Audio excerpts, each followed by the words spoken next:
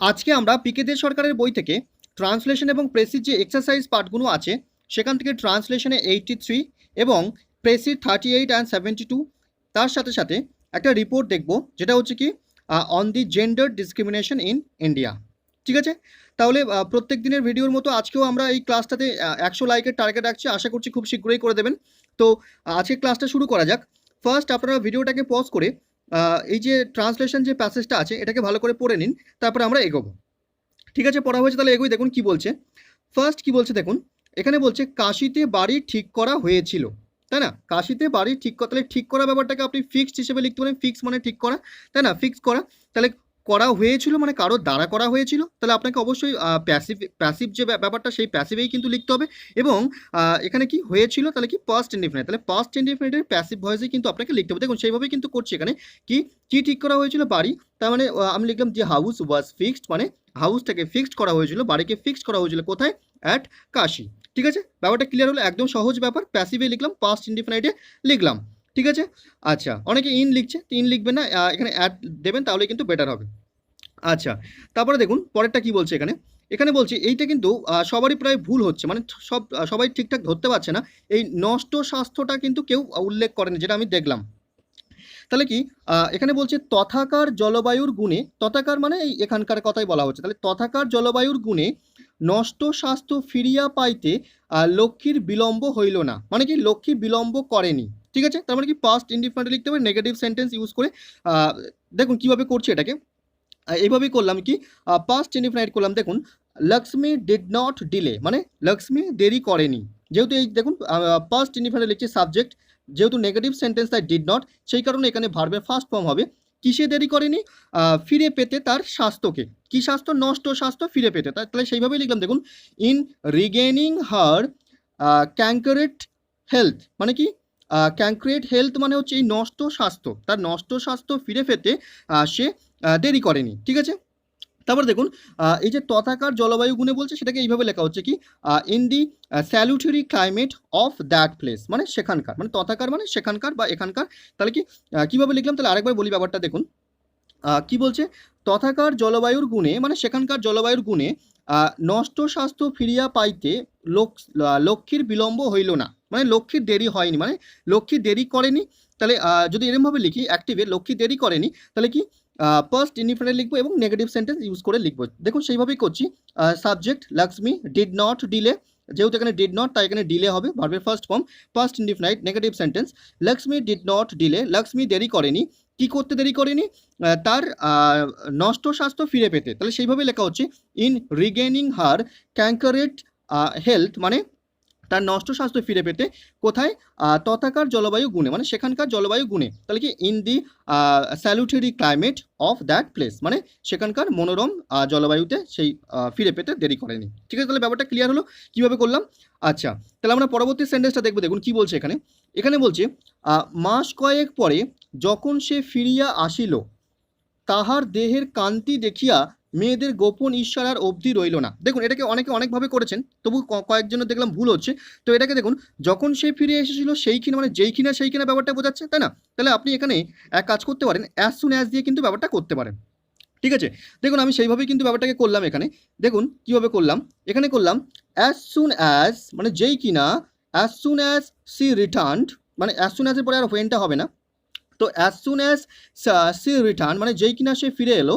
তাহলে কি as soon as C return, যেই কিনা সে ফিরে এলো, আ ফিউ মান্থস লেটার, কিছু মাস পরে বা কয়েক মাস পরে যেই কিনা সে ফিরে এলো, তখন কি হলো? দেখুন কমা দিয়ে লিখছি, তার মানে তখন দি সিক্রেট জিলাসি, মানে সিক্রেট জিলাসি মানে গোপন যে ঈর্ষা সেইটা, the secret jealousy of the girls মানে মেয়েদের, কিসের প্রতি? Over the charm of her physical beauty, তার যে এই যে বলছে না তাহার দেহের কান্তি, তো সেটাকে কিন্তু এইভাবে লেখা হলো charm of her physical beauty. কি হলো? হ্যাড ক্রসড, কাদের ক্রস করলো? এই যে মেয়েরা, এদের যে জিলাসি সেইটা ক্রস করলো। হ্যাড ক্রসড, কি হ্যাড ক্রস দি বাউন্ড, মানে সীমা, বা এই যে বলছে কি অবধি রইল না, ঈশ্বর আর অবধি রইল না, তার মানে কি তার সীমা ক্রস করলো, তাই না? সেইভাবেই সেন্সটাকে ধরে এখানে করলাম। তাহলে দেখুন আরেকবার বলছি এখানে, কি হলো, তাহলে এই বিষয়টাকে আমি অ্যাজ সুন অ্যাজ দিয়ে করলাম, তাহলে কি অ্যাজ সুন অ্যাজ হোয়েনটা আর হবে না, as soon as she returned a few months later, যেই কিনা সে কয়েক মাস পরে ফিরলো, the secret jealousy of the girls, মানে গার্লসদের যে গোপন ঈর্ষা কিসের প্রতি, over the charm of her physical beauty, মানে সেই মেয়েটা দেহের ক্রান্তি দেখিয়া, সেটাকে এইভাবে লিখছি আমি কি, তার সেই মেয়েটির ফিজিক্যাল বিউটির প্রতি তাদের যে গোপন ঈর্ষা সেটা কি হলো, হ্যাড ক্রসড দি বাউন্ড, মানে সেই জিনিসটা তাদের সীমা ছাড়িয়ে গেল। ঠিক আছে, তাহলে এই যে অবধি রইল নাটাকেই আমি নেগেটিভ তাকে এইভাবে অ্যাফার্মেটিভ করে কিন্তু সেন্সটাকে ঠিক রেখে লিখলাম। ঠিক আছে, ব্যাপারটা ক্লিয়ার হলো। আচ্ছা, তাহলে আমরা পরবর্তী সেন্টেন্সটা দেখুন কি হচ্ছে। এখানে বলছে শীতকাল আগত প্রায়, মানে শীতকাল আসছিল, অনেকে কিন্তু প্রেজেন্টে লিখছে, যেমন লিখছে যে শীতকাল আসছে, এরকম না, শীতকাল তখন আগত প্রায় ছিল। ঠিক আছে, পাস্টে লিখতে হবে, পাস্ট কন্টিনিউয়াসে লিখতে হবে। দেখুন সেইভাবেই লিখছি, কীভাবে লিখলাম দেখুন, দি শীত মানে শীতকাল মানে দি উইন্টার ওয়াজ ইমপেন্ডিং, মানে ইমপেন্ডিং মানে হচ্ছে আসন্ন, মানে শীতকাল তখন আসছিল। ঠিক আছে, দি উইন্টার ওয়াজ ইমপেন্ডিং, মানে শীতকাল প্রায় আগত প্রায় ছিল। ঠিক আছে, মানে শীতকাল আগত প্রায় ছিল, ক্লিয়ার হলো, পাস্ট কন্টিনিউয়াসে লিখলাম। পরবর্তী সেন্টেন্সটা দেখুন কি বলছে এখানে, এখানে কিন্তু অনেকেই ভুল করে ফেলছে, ঠিকঠাক লিখতে পারছে না। দেখুন কিভাবে এটাকে করেছি, দুপুরবেলায় মেজ বউ চিররুগ্ন স্বামীর জন্য একটা পশমের জামা বুনিতেছিলেন, তাহলে বুনিতেছিলেন পাস্ট কন্টিনিউয়াসে লিখলে ভালো হয়। দেখুন অনতি দূরে ছেলে বসিয়া খেলা করিতেছিল, এটাও সেই একই ব্যাপার, সেই দেখিয়া চিৎকার করিয়া উঠিল মা জ্যাঠাইমা। এই যে মা জ্যাঠাইমা কথাটা লেখা আছে, এটাকে কিন্তু আপনাকে ডিরেক্ট স্পিচে লিখতে হবে। ঠিক আছে, দেখুন এটাকে কিভাবে করছি, এটাকে এইভাবে করলাম। দেখুন অ্যাট নুন মানে দুপুরবেলায়, দি ওয়াইফ অফ দি সেকেন্ড সান, সাবজেক্টটাকে কীভাবে লিখছে একটু ফলো করুন, কি কে বুনছিল, মেজো বউ, তাই না, তাহলে সেইভাবেই লিখলাম কি মেজো বউটাকে, the wife of the second son, মানে মেজো বউ কী করছিল, past continuous tense, was knitting, মানে বুনছিল, was knitting a woolen cloth, মানে একটা পশমের জামা বুনিতেছিল, কার জন্য, for her confirmed invalid husband, for her confirmed invalid husband মানে হচ্ছে তার চিররুগ্ন স্বামীর জন্য। ঠিক আছে, তাহলে পাস্ট কন্টিনিউয়াস টেন্সটা এই পর্যন্ত হলো, এই বুনিতে ছিল পর্যন্ত, দুপুরবেলা থেকে এইটা এই পর্যন্ত ক্লিয়ার হলো।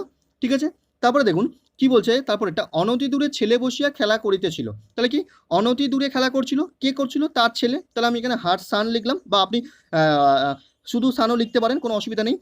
হার son was playing, past continuous tense হচ্ছে, খেলা করছিল কোথায়, অনতি দূরে, তাহলে অ্যাট আ ডিস্টেন্স আপনি লিখতে পারেন।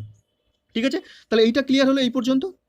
তারপরে দেখুন সে সেটা দেখিয়া চিৎকার করিয়া উঠিল, তাহলে কি সিইং দিস মানে সেটা দেখে, হি স্ক্রিমড মানে সে চেঁচিয়ে উঠলো, চেঁচিয়ে কি বললো, সেটাকে কিন্তু আমি কিভাবে লিখছি, ডিরেক্ট স্পিচে লিখছি কি, মা জ্যাঠাইমা, মানে কি মা জ্যাঠাইমা এসছে, বা মা জ্যাঠাইমা এখানে। ঠিক আছে, সেইভাবে লিখতে হবে কি, মা মানে মাদার, হিয়া ইজ আন্ট মানে জ্যাঠাইমা এখানে, বা এখানে জ্যাঠাইমা এসেছে। ঠিক আছে, ব্যাপারটা ক্লিয়ার হচ্ছে, তাহলে কিভাবে করলাম। আচ্ছা, তাহলে পরের সেন্টেন্সে দেখুন কি বলছে, পরের সেন্টেন্সটা বলছে, মা হাতের কাজ ফেলিয়া তাড়াতাড়ি একটি নমস্কার করিয়া লইয়া, মানে নমস্কার করিয়া লইয়া আসন পাতিয়া দিল।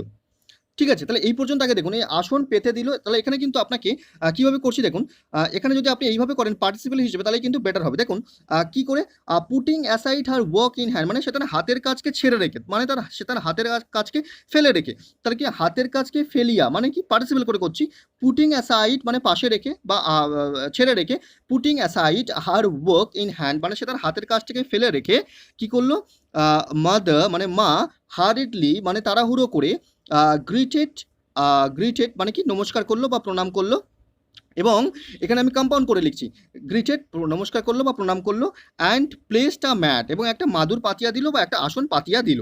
ঠিক আছে, ব্যাপারটা ক্লিয়ার হলো, তাহলে এই পর্যন্ত ক্লিয়ার হলো কীভাবে করলাম, putting aside her work in hand মানে সে তার হাতের কাজটা ফেলে রেখে, তাহলে যে বলছে মা হাতের কাজটা ফেলিয়া রাখিয়া, তাহলে কি সেইভাবেই লিখলাম, মাদার হারিডলি গ্রিটেড মানে মা তাড়াহুড়ো করে একটা নমস্কার করলো, অ্যান্ড প্লেসড আ ম্যাট এবং একটা আসন পাতিয়া দিল। ঠিক আছে, ব্যাপারটা ক্লিয়ার হলো। তারপর দেখুন তারপরে কি বলছে, স্মিত মুখে প্রশ্ন করলে, স্মিত মুখে মানে হচ্ছে হাসি মুখে। ঠিক আছে, স্মিত মুখে প্রশ্ন করিল, তার মানে কি and asked her with smile এবং তাকে হেসে প্রশ্ন করলো বা স্মিত মুখে প্রশ্ন করলো কি, শরীর সারিয়ে আছে দিদি। এই যে শরীর সারিয়ে আছে দিদি, এটাকে কীভাবে লিখছি দেখুন, ডিরেক্ট স্পিচে কীভাবে লিখছি, are you quite well sister মানে আপনি কি সুস্থ আছেন, তার মানে কিন্তু এইভাবেই কিন্তু লিখতে হবে, শরীর সারিয়ে আছে দিদি, তার মানে কি are you quite well sister.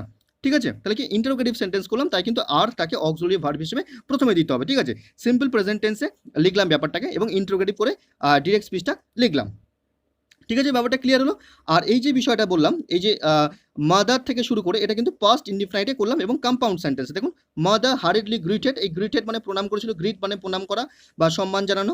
ঠিক আছে, তারপরে প্লেসড এটাও কিন্তু সেকেন্ড ফর্ম করলাম। ঠিক আছে, তাহলে ব্যাপারটা ক্লিয়ার হলো। তাহলে আমাদের এই যে ট্রান্সলেশনটা ছিল এখানে শেষ হলো। এর পরবর্তী আমাদের যে হোম টাস্কটা যেটা ছিল সেটা হচ্ছে প্রেসি। দেখুন আপনারা ভালো করে এটাকে পজ করে ভালো করে একবার পড়ে নিন, পড়ে মানে বোঝার চেষ্টা করুন। তারপরে আমরা চেষ্টা করছি এটার মানেটাকে বুঝিয়ে দেওয়ার। ঠিক আছে, পড়া হয়েছে। তাহলে দেখুন কিভাবে কি বলছে এখানে। এখানে বলছে the lot of our Indian peasants is certainly a pitiable one. মানে আমাদের যে কৃষক তাদের কিন্তু অবস্থা, মানে ভারতীয় কৃষকদের অবস্থা কিন্তু খুবই একটা করুণ পর্যায়ে আছে, সেটাই কিন্তু বলছে। তারপর দেখুন, in the first place he is illiterate, মানে প্রথমত সে ইলিটারেট হয়ে থাকে, অশিক্ষিত হয়ে থাকে, নিরক্ষর। And does not therefore know, মানে সে জানে না, কি জানে না, more than he has inherited from his forefathers, মানে সে তার বংশ পরম্পরায় পূর্বপুরুষদের কাছ থেকে সে যতটুকু শিক্ষা পেয়েছে সেইটুকুই সে জানে, আদারওয়াইজ সে কিন্তু জানে না।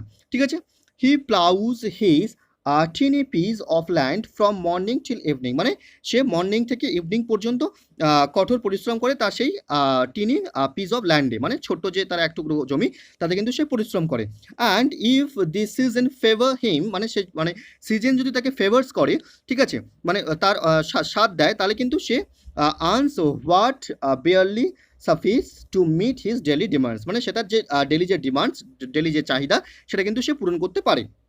ঠিক আছে, তারপরে কি বলছে দেখুন, he does not গ্রাম্বল to pay his rent, মানে সে দ্বিধাবোধ করে না তার রেন্ট, তার ধার বাকিগুলোকে পরিশোধ করতে, so much as he earns, মানে যতটুকু সে উপার্জন করে সেইটা দিয়ে। ঠিক আছে, and yet he does not care to save anything for the tomorrow, মানে কি কি বলছে, হি ডাজ নট কেয়ার, মানে সে পরোয়া করে না, to save anything for the tomorrow, মানে টুমরোতে আগামী দিনের জন্য সেভ করে রাখতে হবে, এই জিনিসে কিন্তু সে কোনো পরোয়া করে না, কারণ কি তার কোনো উপায় নেই সেভ করার। ঠিক আছে, তারপর দেখুন, to improve his condition, the supply of good plough cattle, the adoption of preventive measures to save the animals from disease।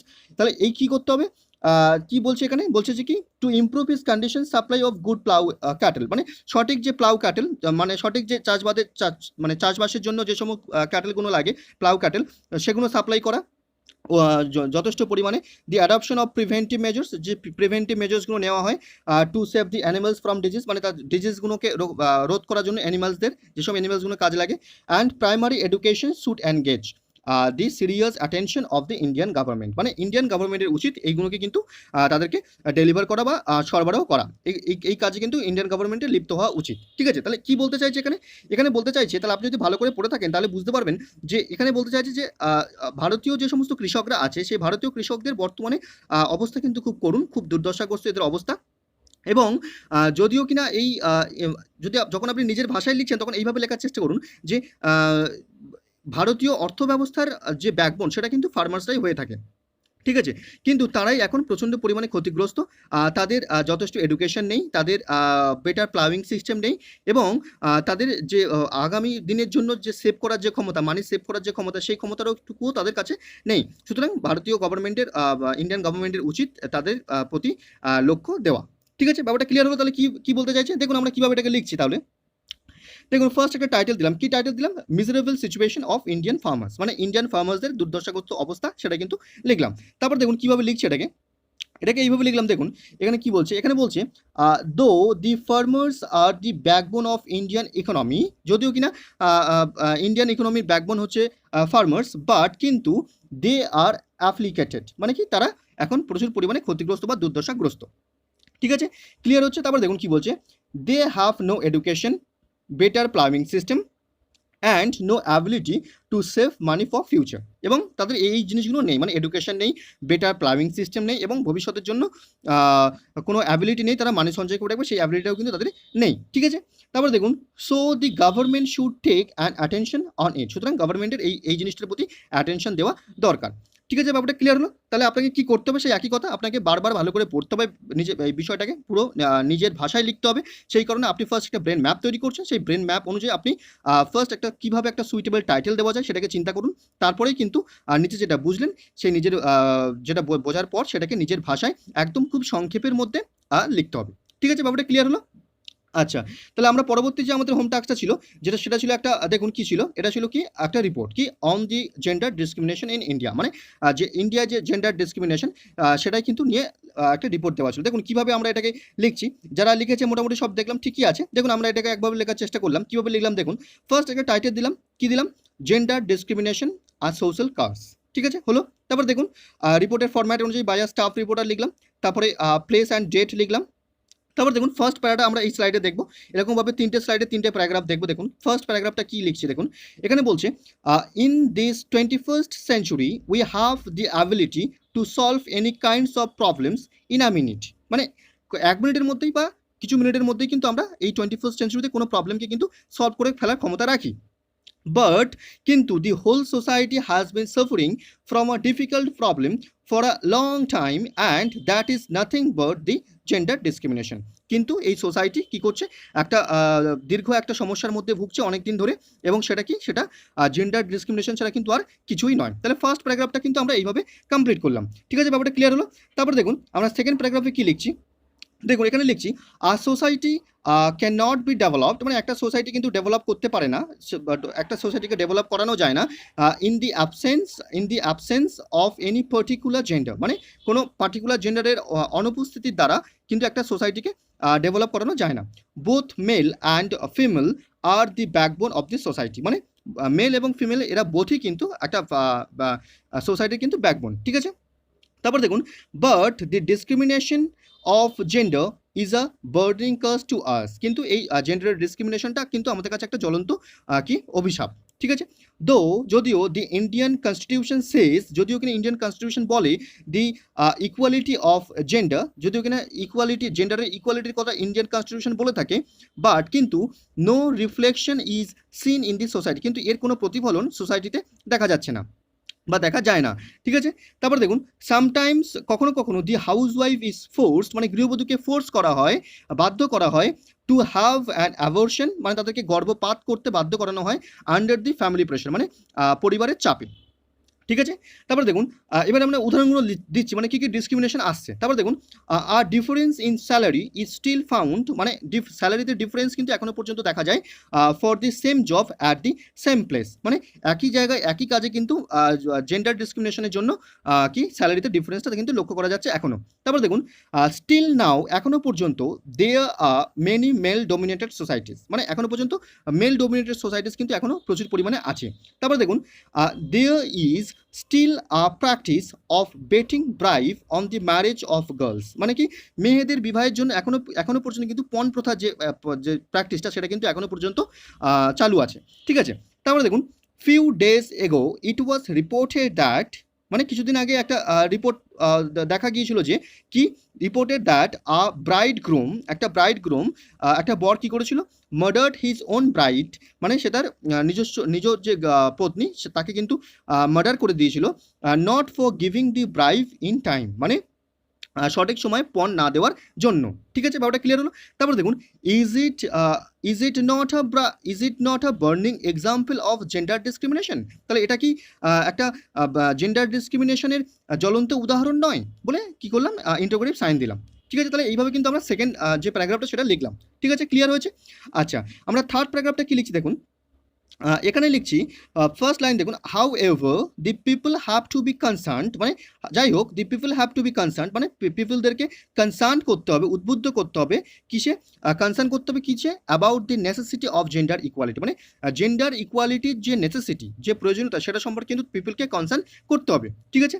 তারপর দেখুন therefore the government should start a campaign. মানে গভর্নমেন্টের উচিত একটা ক্যাম্পেন স্টার্ট করা বাই হুইচ যার দ্বারা the people can aware of it. যার দ্বারা পিপল কী করতে পারে? এই সম্পর্কে অবগত হতে পারে। ঠিক আছে? তাহলে ব্যাপারটা ক্লিয়ার হলো? তাহলে আমরা এইভাবে লিখলাম। একটা আরও অনেক কিছু লেখা যেত কিন্তু যেহেতু একটা ওয়ার্ড লিমিট আছে সেজন্য আমরা এত ছোট করে লিখলাম। তো আপনারা চাইলে এর থেকেও ভালো করে লিখতে পারেন বা বড় করেও লিখতে পারেন, কিন্তু পরীক্ষায় যেহেতু একটা টাইমের ব্যাপার থাকে, তো টাইম ম্যানেজমেন্টের একটা ব্যাপার থাকে যে 7 থেকে আপনি 8 মিনিট কি 9 মিনিট টাইম পাবেন এই একটা রিপোর্ট লেখার জন্য। তো এইভাবেই কিন্তু লেখার চেষ্টা করবেন যে কম সংখ্যার মধ্যে গুছিয়ে পুরো বিষয়টাকে এইভাবে লেখার চেষ্টা করবেন। ঠিক আছে? আচ্ছা, তাহলে আমাদের এই রিপোর্ট রাইটিংটা এখানে কমপ্লিট হলো। আমরা পরবর্তী যে আমাদের হোম টাস্কটা ছিল সেটা দেখুন কি আছে। এটাকে আপনারা ভিডিওটা পজ করে ভালো করে একবার পড়ে নিন। তারপর আমরা চেষ্টা করছি এই প্রেসিটাকে কি বলেছে মানেটা বুঝিয়ে দেওয়ার। দেখুন এখানে কি বলছে, এখানে বলছে the process of learning May very well B compared to the undertaking of a journey. মানে লার্নিং যে প্রসেস, সেই প্রসেসটাকে আমরা একটা জার্নির সাথে কিন্তু কম্পেয়ার করতে পারি। ঠিক আছে, তারপরে দেখুন, the learner or student is the journey taker or traveller. মানে কি, যে লার্নার হয় বা যে কিনা ট্রাভেলার হয়, তাকে কিন্তু জার্নি করতে হয় বা ট্রাভেল করতে হয়, বা এই যে বিষয়টা কিন্তু বলছে, মানে জার্নি কিন্তু তাকে করতেই হয়, দুজনকেই কিন্তু জার্নি করতে হয়, সেটাই কিন্তু বলছে। তারপর দেখুন, just as a traveller has to undergo all the botheration by buying his tickets. মানে তাকে এই যে ব্রদারেশন মানে কি, বিরক্তি, মানে তাকে কি কি বিরক্তি বা কি কি প্রবলেমের মধ্যে দিয়ে যেতে হয়, সেগুলোই বলছে কি বাইং হিজ টিকিটস, তাকে তার যে একটি ট্রাভেলার তাকে টিকিট কিনতে হয় ফার্স্ট, তারপরে কি করতে হয়, বুকিং হিজ লাগেজ, তার লাগেজকে বুক করতে হয়, তারপরে কি দেখুন, টেকিং কেয়ার অফ থিংস, সেই জিনিসগুলো যত্ন নিতে হয়, রক্ষণাবেক্ষণ করতে হয়, তারপরে কি engaging a car or a cab, তারপরে একটা কার বুক করতে হয় বা ক্যাব বুক করতে হয়, and suffering every other item of tedious journey. মানে টিডিয়াস মানে এই দুরূহ যে ব্যাপারটা, ঠিক আছে, তার মানে কি তাকে সেই জার্নির দুরূহ যে যন্ত্রণা, সেটাকেও কিন্তু সহ্য করতে হয়, কি করতে, টু রিচ ইটস ডেস্টিনেশন, মানে তার গন্তব্যে পৌঁছতে। ঠিক আছে, তাহলে ট্রাভেলারকে এই করতে হলো। তারপর দেখুন, সো লার্নার টু, মানে লার্নারকেও কি করতে হয়, has to manage is learning affair himself, তার যে লার্নিং অ্যাফেয়ার সেগুলোকেও কিন্তু তার নিজেকেই কিন্তু ম্যানেজ করতে হয়। ঠিক আছে, ট্রাভেলারের মতো। তারপর দেখুন, ইট ইজ লেবারাস প্রসেস, মানে কিন্তু এটা শ্রম, মানে একটা শ্রমসাধ্য একটা কাজ, শ্রমসাধ্য একটা ব্যাপার। And no one else can do the labour for him, এই কাজটা কিন্তু তাকে নিজেকেই করতে হবে, কেউ কিন্তু তার হয়ে কাজটাকে করে দেবে না, সেটাই কিন্তু বলছে। ঠিক আছে, তারপর দেখুন, as no one else do a journey for another, যেমনটা কিন্তু যে ট্রাভেল করছে তার হয়ে কিন্তু যেমনটা অন্য কেউ ট্রাভেল করে দেয় না, সেরকম যে লার্নার তার হয়ে কিন্তু অন্য কেউ লার্ন করে দেবে না, তাকে কিন্তু নিজেকেই শিখতে হবে। ঠিক আছে, ব্যাপারটা ক্লিয়ার হচ্ছে। তারপরে দেখুন, there is no trick or magic in it, মানে এই বিষয়টার ক্ষেত্রে কিন্তু কোনো ম্যাজিক বা ট্রিক কিন্তু নেই। ঠিক আছে, তারপরে দেখুন, just as a traveler may enquire here and enquire there in case of doubt or difficulty, মানে যেমনটা কিনা একটা ট্রাভেলার তার কোনো সন্দেহ হলে সে এখানে সেখানে জিজ্ঞাসা করে, সেরকমটাই so can a student take help, সেরকমভাবে একটা স্টুডেন্ট সে হেল্প নিতে পারে বা অ্যাডভাইস নিতে পারে, কাদের থেকে, ফ্রম গাইডস অর টিচার্স, মানে গাইডের কাছ থেকে বা টিচার্সদের কাছ থেকে কিন্তু সে হেল্প নিতে পারে, হোয়েন এভার ইন ডিফিকাল্টি, মানে যখন সে সমস্যায় পড়ছে তখন কিন্তু হেল্প নিতে পারে। ঠিক আছে, তারপর দেখুন, but the journey is the passenger's own concern, কিন্তু জার্নিটা কিন্তু প্যাসেঞ্জারের ওন কনসার্নের মধ্যে পড়ে, নিজস্ব উদ্বেগের মধ্যে করে, মানে জার্নি কিন্তু তাকে নিজেই করতে হবে। ঠিক আছে, so is learning of the student and the learner, সুতরাং এইভাবে কিন্তু লার্নিংয়ের সঙ্গে স্টুডেন্টের ব্যাপারটা কিন্তু জড়িয়ে আছে। ঠিক আছে, তো লার্নার বা স্টুডেন্টের সঙ্গে এই ব্যাপারটা কিন্তু জড়িয়ে আছে। তাহলে আপনি যখন এই বিষয়টাকে ভালোভাবে পড়ছেন তখন কি বুঝতে পারছেন? তো এখানে বলতে চাইছে যে লার্নিং যে ব্যাপারটা আর জার্নি যে ব্যাপারটা, সেই দুটো কিন্তু একটা সিমিলার থিং, তাই না? তো এই যে সিমিলার থিং, এই বিষয়ে আর কি বলছে, যে একটা লার্নার যে তাকে কিন্তু নিজস্ব তাগিদেই বা নিজস্ব ইন্টারেস্টেই কিন্তু যেমন লার্ন করতে হয়, ঠিক সেরকমভাবেই একটা যে আর কি ট্রাভেলার, তাকে কিন্তু যেমন নিজস্ব ইচ্ছাতেই ট্রাভেল করতে হয়, সে শুধুমাত্র মানে দুজনেই গাইড পেতে পারে, কিন্তু নিজেদেরকেই তাদেরকে ট্রাভেল করতে হবে বা নিজেদেরকেই লার্ন করতে হবে তাদের নিজস্ব ইন্টারেস্টের মাধ্যমে সঠিক লক্ষ্যে পৌঁছাতে। এটাই বলতে চাইছি। তাহলে আপনারা যখন এটাকে ভালো করে পড়ছেন তখন একটা ফার্স্ট একটা টাইটেল দেওয়ার চেষ্টা করুন। দেখুন আমরা কি টাইটেল দিচ্ছি এখানে। এখানে টাইটেলটা দিলাম এরকমভাবে যে কি the destination can be reached at will, মানে ডেস্টিনেশনটা উইলের মাধ্যমে, উইল মিনস এখানে নিজের ইচ্ছা, নিজের ইচ্ছার মাধ্যমে কিন্তু ডেস্টিনেশনে পৌঁছানো যেতে পারে, নট থ্রু আ গাইড, কোনো গাইডের মাধ্যমে কিন্তু নয়। ঠিক আছে, মানে লক্ষ্যে পৌঁছাতে গেলে নিজস্ব ইচ্ছা শক্তির দরকার, কোনো গাইডের মাধ্যমে কিন্তু লক্ষ্যে পৌঁছানো যায় না। ঠিক আছে, ব্যাপারটা ক্লিয়ার হলো? তারপর দেখুন কীভাবে লিখছে এটাকে, এখানে এইভাবে লিখলাম, দেখুন কি বলছে এখানে। এখানে বলছে কি বলছে, there is a similarity between a learner and a traveler, মানে কি একটা লার্নার এবং একটা ট্রাভেলারের মধ্যে কিন্তু একটা সিমিলারিটি আছে। They can both take the guide, তারা দুজনেই কিন্তু, মানে একটা লার্নার বা একটা ট্রাভেলার, তারা দুজনেই কিন্তু গাইড নিতে পারে। ঠিক আছে, বাট কিন্তু they have to reach their own destination, কিন্তু তাদের নিজেদের ডেস্টিনেশনে পৌঁছতে হয় অন দেয়ার ওন ইন্টারেস্ট, তাদের নিজেদের ইচ্ছাতেই, তাদের নিজেদের জোরেই কিন্তু সেই ডেস্টিনেশনে তাদের পৌঁছতে হয়। ঠিক আছে, যদিও they both have to face, তাদের উভয়কেই ফেস করতে হয় আর লট অফ প্রবলেমস, প্রচুর প্রবলেমের সাথে, অন দেয়ার ওন ওয়ে, মানে তাদের নিজেদের পথে। তার মানে ব্যাপারটা কি বলছে এখানে, ব্যাপারটা বলতে চাইছে যে there is a similarity between a learner and a traveler, মানে ট্রাভেলার এবং লার্নারের মধ্যে একটা সিমিলারিটি আছে এবং they can both take the guide, তারা দুজনেই কিন্তু গাইড নিতে পারে, বাট কিন্তু they have to reach their own destination, তাদেরকে পৌঁছতে হয় তাদের নিজেদের ডেস্টিনেশনে অন দেয়ার ওন ইন্টারেস্ট, তাদের নিজেদের ইন্টারেস্টের মাধ্যমে। যদিও they both have to face, তাদের উভয়কেই ফেস করতে হয় লট অফ প্রবলেমস, প্রচুর প্রবলেমসের সাথে অন দেয়ার ওন ওয়ে, তাদের নিজেদের পথে। ঠিক আছে, ব্যাপারটা ক্লিয়ার হলো এখানে। তাহলে আপনারা কি করছেন, ভালো করে পড়ছেন, পড়ার পরে কিভাবে লিখবেন সেটাকে একটা ভালো করে ব্রেন ম্যাপ তৈরি করুন, তারপরে কিন্তু লিখুন। অযথা একবার পরে দুবার পরে কিন্তু লেখার চেষ্টা করবেন না, তাহলেই কিন্তু ভুল হয়ে যাবে। অযথায় অনেকের এই বিষয়টা লিখতে কিন্তু অনেক প্রবলেম হয়েছে দেখলাম, অনেকে উদাহরণ টেনে আনছে, বহু উদাহরণ এর মধ্যে ইনক্লুড করছে। তো এইভাবে কিন্তু করা যাবে না। তো আপনারা ফার্স্ট ভালো করে পড়বেন, তারপর পড়ার পরেই একটা সুইটেবল একটা টাইটেল দেওয়ার চেষ্টা করবেন, এবং সেই টাইটেলটা দেওয়ার পরেই যেটা বুঝেছেন সেই বোঝাটাকেই আপনি সংক্ষেপে একদম নিজের ভাষাতে লিখবেন। ঠিক আছে, তাহলে ব্যাপারটা ক্লিয়ার হলো। তাহলে আপনাদের যদি মনে হয় যে আপনারা আমাদের থেকে প্রচুর পরিমাণে উপকৃত হচ্ছেন, তাহলে চ্যানেলটাকে সাবস্ক্রাইব করে পাশে থাকবেন এবং বন্ধুদের সঙ্গে প্রচুর মাত্রায় শেয়ার করবেন। তাহলে অনেকেই এই আমাদের ক্লাসের সঙ্গে জুড়তে পারবে। তাহলে কিনা আমরা আরও এত এফোর্টস দিয়ে রেগুলারলি ক্লাস করানোর কিনা উদ্যম পেয়ে থাকি। ঠিক আছে, তাহলে বিষয়টাকে বোঝাতে পারলাম কি বলতে চাইছি। আচ্ছা, তাহলে আজকের ভিডিওটা আমরা এখানেই শেষ করলাম, পরবর্তী ভিডিওতে দেখা হচ্ছে। ধন্যবাদ।